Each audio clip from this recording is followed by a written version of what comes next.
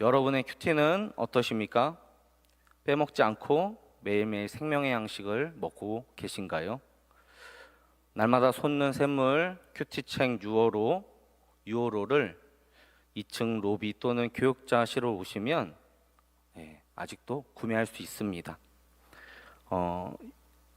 예배가 마치시고 또 2층 교육자실에 들리셔서 꼭 큐티책을 구매하셔서 하나님과의 깊은 교제와 만남을 가지시는 성도님들 되시기를 소망합니다.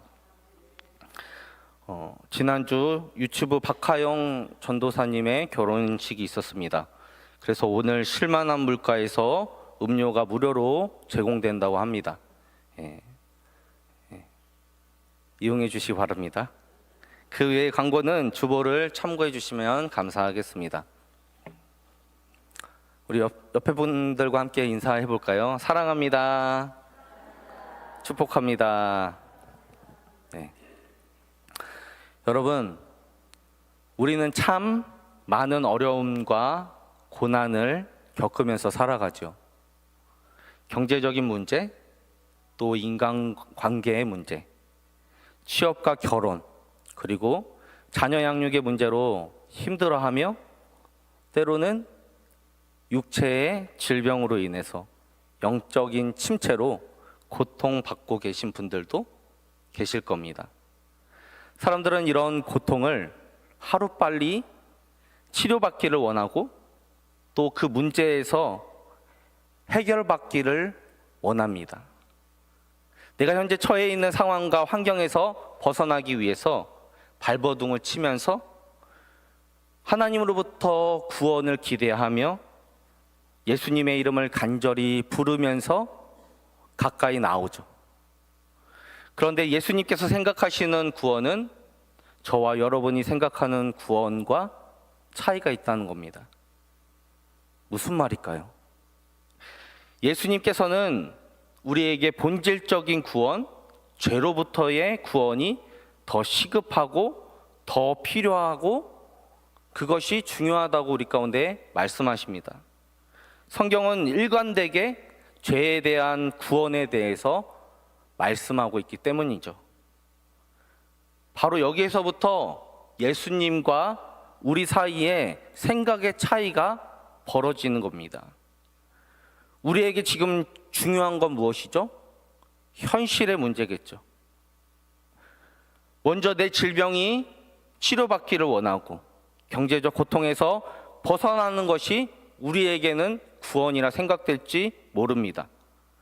불확실한 미래가 열려지는 것이 우리에게 구원일 텐데 예수님께서는 죄로 죽은 우리의 영혼이 구원 얻는 것이 바로 현실의 문제보다 더 중요하다는 사실을 말씀하십니다. 예수님께서는 공생의 기간 동안 많은 사람들의 병을 고쳐주시고 또 귀신을 쫓아내시면서 많은 이적들을 행하셨습니다. 그 이적과 기적들이 나타날수록 예수님께서 가시는 곳마다 항상 사람들과 트러블이 발생하는 것이죠. 그러므로 예수님께서는 유대 지도자들에게 공격을 받으십니다. 그러나 예수님께서는 그 공격에 전혀 미동도 하지 않으시죠. 여러분, 예수님께서 생각하시는 저와 여러분에게 있어 가장 시급한 치료는 그럼 무엇이겠습니까? 하나님의 말씀, 하나님의 은혜, 그 은혜의 복음을 듣고 나서 그리고 그 예수 그리스도의 복음을 믿어 죄사함을 받는 것이야말로 죽은 영혼을 다시 숨쉬게 하는 것이며 우리에게 가장 중요하고 긴급한 치료임을 믿습니다. 여러분, 환자가 숨을 쉬어야 다른 치료를 병행할 수 있는 것처럼 만약 심정지가 온 환자에게 5분 정도 되는 이 골든타임을 넘어가게 되면 아무리 좋은 병원을 소개시켜 준다 하더라도 좋은 병원으로 이송한다 하더라도 아무 소용이 없는 겁니다. 이와 같이 우리 영혼이 숨을 쉬고 살아나야 우리 가정이 살아나고 우리의 모든 관계도 살아나며 또 삶의 회복이 일어나지 않겠습니까? 우리의 영혼의 구원을 그리고 치유와 회복을 위해서 누가 오셨죠? 바로 예수 그리스도께서 오셨다라는 것을 우리 가운데 잘 보여주는 말씀이 오늘 본문의 말씀인 것입니다. 마태복음 8장에서 예수님께서는 가다라 지방 갈릴리 건너편 이방의 땅으로 가셨습니다. 그리고 귀신에 들려 고통당하는 사람들을 고쳐주시고 다시 갈릴리를 건너 가버나움 땅으로 돌아오십니다. 그때 예수님께서 누구를 만나십니까? 오늘 본문에 뇌경색으로 쓰러져 침상에 누워있는 사지를 전혀 쓰지 못하는 절망에 빠져있는 한 중풍병자를 만나주십니다. 이 중풍병자 주변으로 사람들 사이에서 예수님의 소문이 퍼진 것이죠. 얘들아, 내 얘기 좀 들어봐.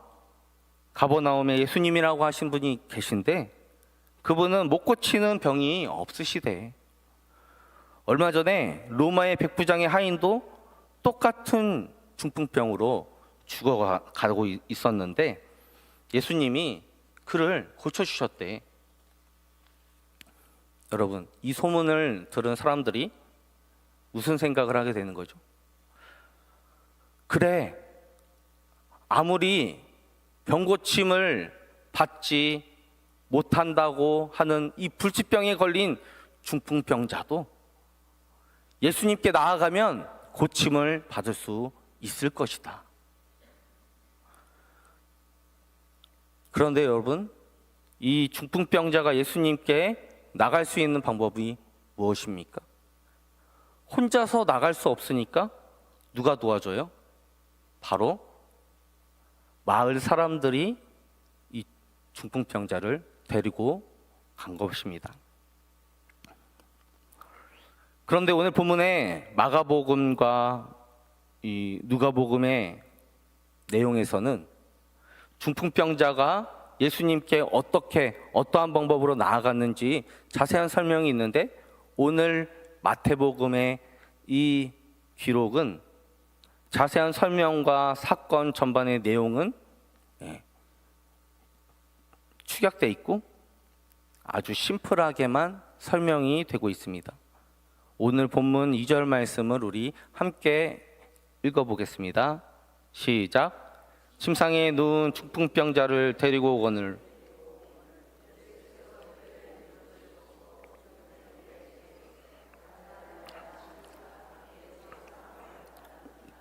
아멘.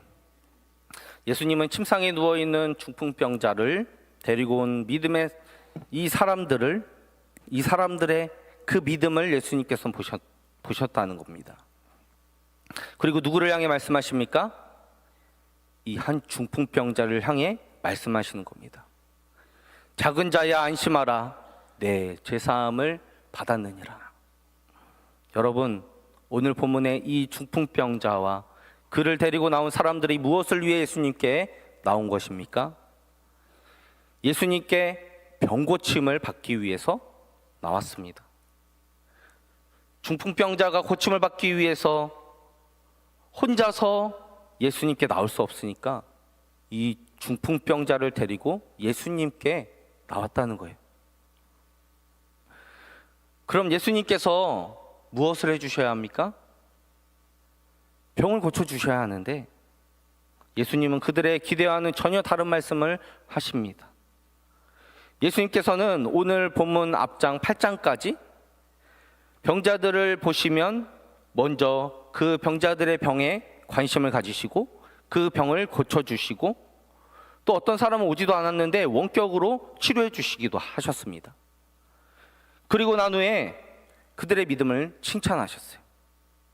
그런데 중풍병자는 사지가 움직일 수 없어서 너무도 불편한 마음으로 힘들게 예수님께 나왔는데 예수님께서는 죄를 사하는 이 사죄 선언부터 하시는 겁니다. 예수님께서 죄사함을 선언하셨을 때 가장 당황했을 사람이 누구였을까요? 바로 중풍병자 본인 자신과 또 그를 데리고 나온 마을 사람들이겠죠. 자신의 힘으로는 아무것도 할 수 없는 이 중풍병자, 그에게 가장 시급한 문제는 무엇일까요? 죄사함일까요? 이 병자에게 지금 이 죄사함은 생각할 겨를이 없습니다. 그게 뭔지도 모르고 죄사함을 받으면 어떤 결과가 나타나게 될지도 그는 모르고 예수님께 죄사함에 대해서 요구한 적도 없습니다. 그런데 중풍병자에게 죄사함을 선언하시는 예수님의 모습을 보면서 더 당황하는 사람들이 있었습니다. 그들이 누굽니까? 바로 예수님이 계신 그곳에 몰려들었던 수많은 사람들이었습니다. 그들이 예수님께로 몰려든 이유가 있었습니다. 무엇 때문이죠? 예수님께 병 고침을 받기 위해서, 그리고 자신의 상처 입은 것을 고침받고, 그리고 자신의 문제들을 해결받기 위해서. 빵이 필요했고 상처가 아물기를 원했고 문제가 있어서 그들이 예수님을 찾은 것이겠죠. 사람들은 이렇게 생각할 수 있었습니다. 예수님이 이제는 병 고치는 일을 안 하시고 다른 쪽으로 좀 바꾸려고 하시나 보다. 그런데 그곳에 누가 있었습니까? 바로 어느 또 한 무리들이 있었다는 것이죠. 예수님의 말씀에 분노가 치솟은 사람들이었습니다. 그들은 바로 오늘 본문에 나오는 서기관입니다. 오늘 본문 3절 말씀을 보면 어떤 서기관들이 속으로 이르되 이 사람이 신성을 모독하도다 말씀합니다. 서기관들은 예수님이 사람들에게 말씀을 전하실 때에 바리새인과 서기관들에게 조목조목 비판하시더라 확인하러 온 것입니다. 또 사람들에게 병을 고치는 것을 행한다고 소문을 들으니까 진짜인지 아닌지 현장 조사를 나온 겁니다. 서기관들이 보기에 예수님은 참으로 이상한 사람인 것입니다. 유대인들이 죄사함을 받으려면 죄 지은 사람이 흠없는 양이나 염소를 가지고 어디를 갑니까? 성전으로 가는 것이죠. 거기서 자신의 죄를 회개하고 짐승의 머리에 안수를 하고 그리고 그 제물을 잡아야 되는 겁니다. 그리고 제사장은 그 짐승의 피를 제단에 뿌리고 짐승의 시체를 다 불태워야 하는 겁니다. 그리고 나서 제사장이 하나님 앞에 이 사람의 죄가 사해졌다 사죄 선언을 그때 하는 겁니다. 그런데 서기관들이 보기에 지금 예수님의 행동은 이 모든 과정들을, 모든 절차들을 다 무시했다는 겁니다. 자신이 뭔데? 제사장도 아닌데, 성전도 아닌데 자기가 하나님이야? 어떻게 죄를 용서한다고 하는 거야? 그래서 서기관들은 예수님께 분노한 것이죠. 이 사람이 지금 하나님을 모독하고 있고 성전을 모독하고 있고 제사장을 무시하고 있다. 자기 마음대로 죄 용서를 어떻게 선포할 수 있을까? 분개했던 것이죠. 그때 예수님께서 그들의 생각을 하시고 오늘 본문에 질문하십니다. 오늘 본문 4절과 5절 말씀을 함께 보겠습니다. 함께 읽겠습니다. 시작. 예수께서 그 생각을 하시고 이르시되 너희가 어찌하여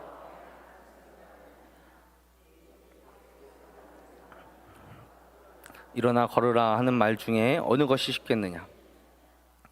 여러분, 어느 것이 쉽겠습니까? 대답하지 마세요. 네. 왜냐? 사실 둘 다 불가능합니다. 당시 의학적으로는 중풍병이 고칠 수 없는 불치병이었습니다. 중풍병자가 만약 고침을 받을 수 있는 병이었다면 그가 어떻게든 길을 쓰고 예수님께 나오려고 하지 않았을 것입니다. 그리고 제사함의 선언은 왕도 할 수 없으며 제사장도 아무 때나 할 수 있는 것이 아니었습니다. 여러분, 사람이 어떻게 불치병을 고치고 또 어떻게 다른 사람의 죄를 고칠 수가 있나요? 사람으로는 못하는 거죠. 누구만 하실 수 있어요? 하나님만 하실 수 있는 겁니다. 그런데 우리 예수님은 하나님이시면서 동시에 육신의 몸을 입고 오신 성자 예수님이십니다. 그렇기에 예수님께서는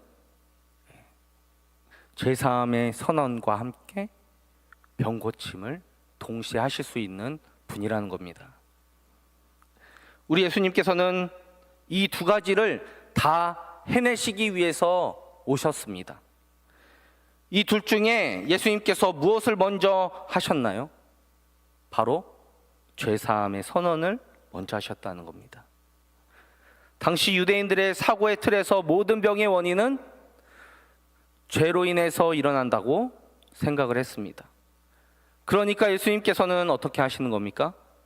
문제의 원인이 되는 이 죄 문제의 해결만 받으면 그 문제의 결과로 따라오는 질병은 자연히 해결된다라는 것을 보여주신 것이죠. 사랑하는 성도 여러분, 인간의 불행의 시작은 바로 죄로부터 나온다라는 것, 이것을 예수님께서 아셨기 때문에 죄사함의 문제를 먼저 해결해 주신 겁니다. 죄의 결과가 하나님의 심판이며 사망인 것을 우리 스스로 알고 있고, 또 그 죄가 우리를 지배하고 있는 이상 우리는 하나님 앞에서 제대로 숨을 쉬지 못한다는 겁니다.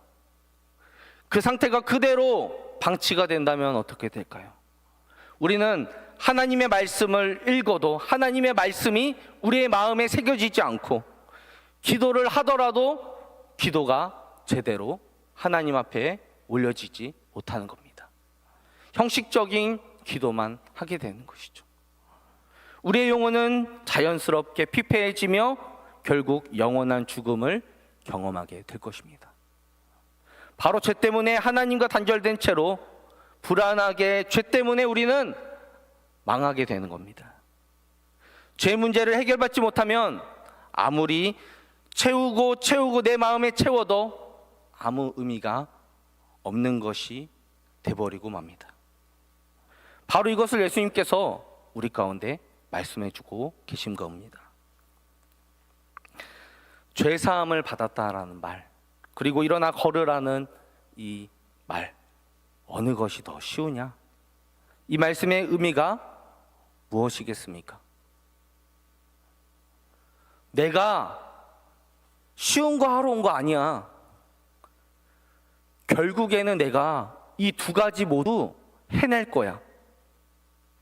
나는 뭐가 중요한지, 뭐가 진짜 긴급한지, 뭐가 너에게 진짜 필요한지, 그것이 아무리 어렵고 힘들더라도 그거 감당해낼 거야. 우리 가운데 말씀해 주고 있는 겁니다. 사랑하는 성도 여러분, 죄의 권세 아래 신음하던 저와 여러분들, 우리를 하나님의 말씀으로 그 심령 가운데 믿음을 허락해 주셨고, 죄의 용서를 경험하게 하시고, 또한 하나님의 자녀되게 하시는 이 일보다 더 급한 일이 또 무엇이 있겠습니까?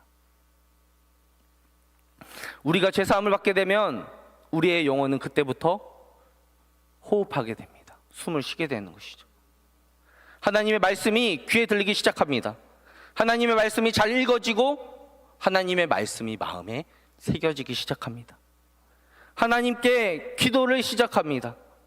하나님의 은혜가 경험되어지고 자연스럽게 믿음이 생기며 하나님을 사랑하는 마음이 생기기 시작합니다. 그리고 내가 용서하지 못했던 그 사람도 용서하고 사랑하게 되어지는 겁니다. 할렐루야 찬양하세. 내 모든 죄 사함받고 주 예수와 동행하니 그 어디나 하늘나라.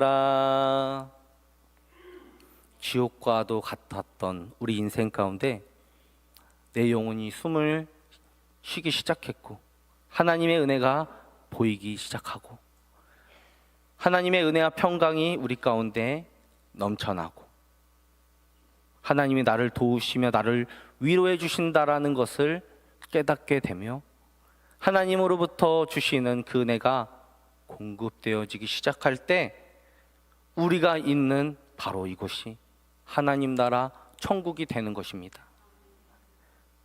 바로 이것을 고백하는 인생이 바로 예수 그리스도를 만난 인생임을 믿습니다. 그리고 이어 예수님께서 6절에 이런 말씀을 하십니다. 그러나 인자가 세상에서 죄를 사하는 권능이 있는 줄을 너희로 알게 하려 하노라 하시고 중풍병자에게 말씀하시되 일어나 내 침상을 가지고 집으로 가라 하시니라. 예수님께서 자신이 오신 목적과 우선순위를 분명히 우리 가운데 말씀해 주십니다. 그리고 예수님이 하늘아버지의 모든 권세를 가지시고 이 땅에 오셨다라는 사실을 보여주셨습니다. 성도 여러분, 우리 예수님께서는 우리가 죄의 권세 아래 죽어가는 모습을 그냥 내버려 두실 수 없었기에 하나님 앞에서 우리를 숨쉬는 존재로 살리시기 위해 이 땅 가운데 오셨습니다.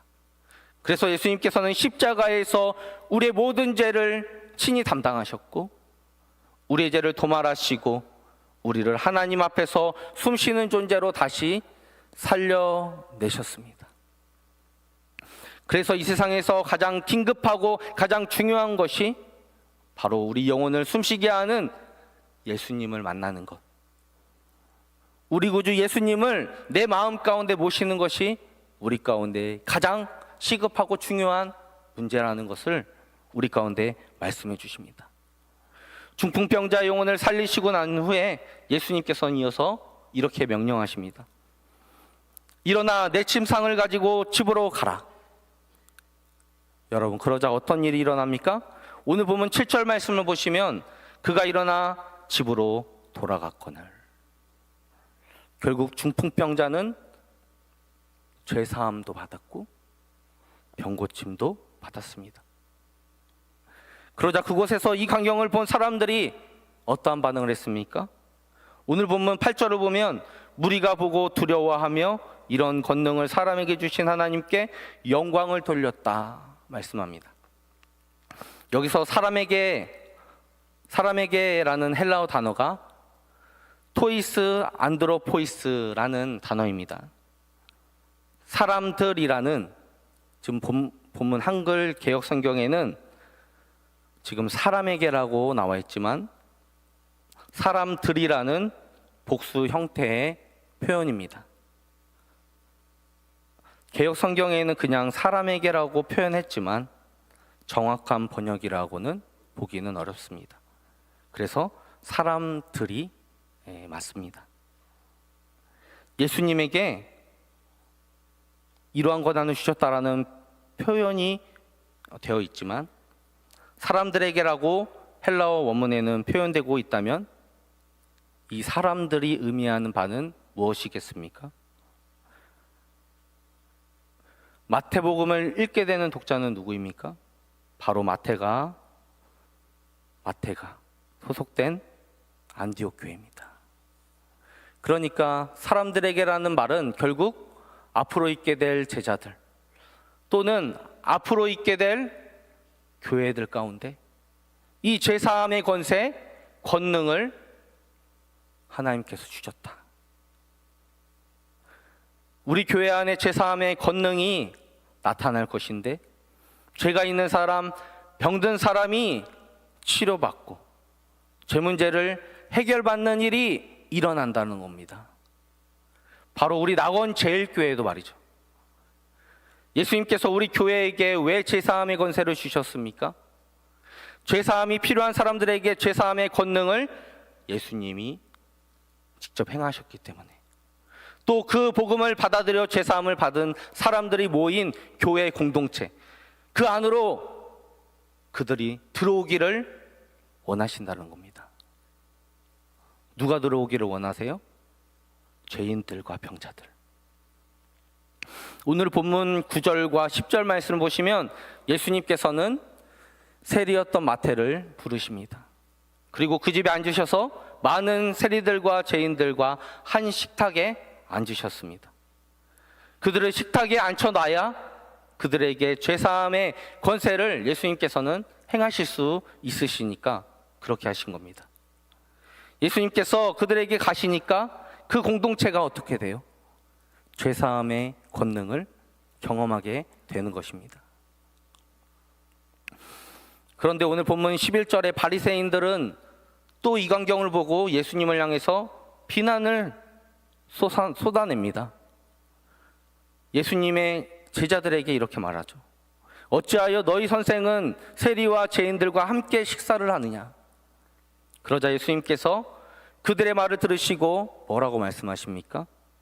예수님이 오신 목적을 다시금 상기시켜 줍니다. 오늘 본문 12절과 13절 말씀을 함께 읽겠습니다. 시작.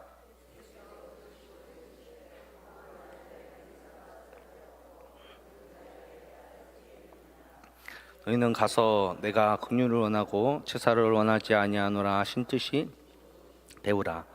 나는 의인을 부르러 온 것이 아니요 죄인을 부르러 왔노라 하시니라. 예수님께서는 환자를 예로 드시면서 이렇게 말씀하세요. 건강한 자에게는 의사는 필요 없지. 병든 자에게라야 의사가 필요 있어. 그래서 예수님은 아픈 사람들, 고통 가운데 있는 사람들, 병자들과 죄인들, 그 영혼들이 예수님께 나오기를 원하시는 겁니다.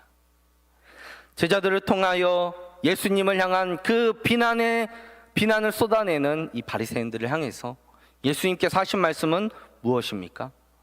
너희가 가서 긍휼을 원하고 제사를 원하지 아니하노라 하신 하나님 뜻이 무엇인지, 하나님 말씀의 그 뜻이 무엇인지를 너희가 배워라.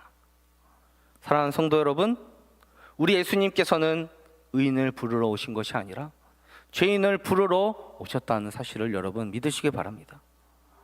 이 말씀이 어디 있습니까? 호세아 6장 6절에 있습니다. 지금 예수님께서는 너희가 이 말씀을 제대로 공부해서 똑똑히 이해하고 그런 말을 해라 말씀하시는 겁니다. 우리 호세아 6장 6절 말씀을 함께 읽겠습니다. 시작. 나는 인애를 원하고 제사를 원하지 아니하며 번제보다 하나님을 아는 것을 원하노라. 여러분, 하나님께서 진정으로 원하시는 것이 무엇이냐? 자기가 죄인임을 인정하는 그 예수 그리스도, 그 예수 그리스도를 믿게 되는, 자기가 죄인임을 인정해서 예수 그리스도를 믿게 되는 그 일을 우리로 하여금 알기를 원하시는 것입니다. 입으로만 여호와께 돌아가자, 여호와께 돌아가자, 입술로 하는 회개 그거 받지 않으시겠다는 거예요. 하나님께서는 저는 죄인입니다 라고 고백하는 그들을 만나서 그들을 구원해 주시는 겁니다. 그들에게 십자가의 복음을 주시는 거예요. 그러므로 마태에게는 십자가 없는 치유가 없듯이 십자가 없는 죄 용서는 있을 수 없다, 이렇게 말합니다. 예수님의 십자가야말로 인자, 곧 예수님의 말과 행동으로 권능을 행하시는 예수님의 궁극적인 사역의 근거라는 사실을 우리는 기억해야 합니다. 예수님께서는 우리에게 가장 시급히 해결돼야 할 문제, 그 문제의 해결을 위해서 친히 십자가에 달려서 죽으심으로 우리를 위한 대속의 제물이 되어주셨다는 겁니다.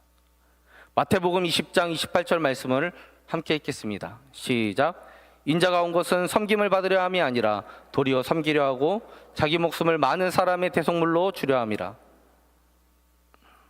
여러분, 우리가 예수님의 십자가를 믿고 예수님을 영접하였고 또 죄용사함을 받아 영원히 숨쉬게 되었습니다. 우리를 억누르고 있던 죄의 사망 권세에서 우리는 해방되고 다시 살아나게 되었습니다. 저와 여러분 모두가 과거에 세리 마태와 같은 죄인이었고 또한 중풍병자와 같은 죄사함의 구원이 필요했던 병자들이었죠. 허물과 죄로 죽은 존재였어요. 그런 우리가 숨 쉴 수 있도록 주님께서 심폐소생술을 해주셨는데, 그럼 우리는 이제 어떻게 살아가야 할까요? 중풍병자를 예수님께 데리고 나온 사람들처럼 우리가 그 복음의 증인이 되어야 하지 않겠습니까? 하나님의 긍휼을 아는 자로 교회 공동체의 일원으로 우리를 부르신 그 목적에 합당하게 많은 병자들과 지금도 죄인들을 부르시는 그 아버지의 그 마음을 담아서, 그 마음을 가지고 공동체 안으로 그들을 초청하는 저와 여러분들이 되어야 하지 않겠습니까? 우리 공동체 안에서 죄사함의 권세가 선포되게 하시는 줄 믿습니다. 오늘 말씀을 정리하겠습니다. 예수님께서는 오늘 이 중풍병자 안에 잠재되어 있는 근본 죄의 문제를 해결해 주셨습니다. 그러시면서 내가 긍휼을 원하고 제사는 원치 않으신다 말씀하십니다. 나는 죄인을 부르러 왔다. 공동체의 입장에서 보면 오늘 본문의 중풍병자를 예수님께서는 교회 안으로 불러 들이셨고 또 죄 있는 자를 육체적인 질병을 고쳐주심으로 하나님 나라에 들어가게 하셨습니다. 그리고 죄인들과 세리들, 예수님이 집에서 잔치를 베푸시면서 마지막 때에 그들을 하나님 나라로 들어가게 하시겠다라는 것을 보여주십니다. 그곳에 들어가는 자들은 바리새인과 서기관이 아니라 병자들이며 죄인들이며 바로 저와 여러분인 줄 믿습니다. 주님께서는 여전히 우리 가운데 긍휼을 베풀어 주시기를 원하십니다.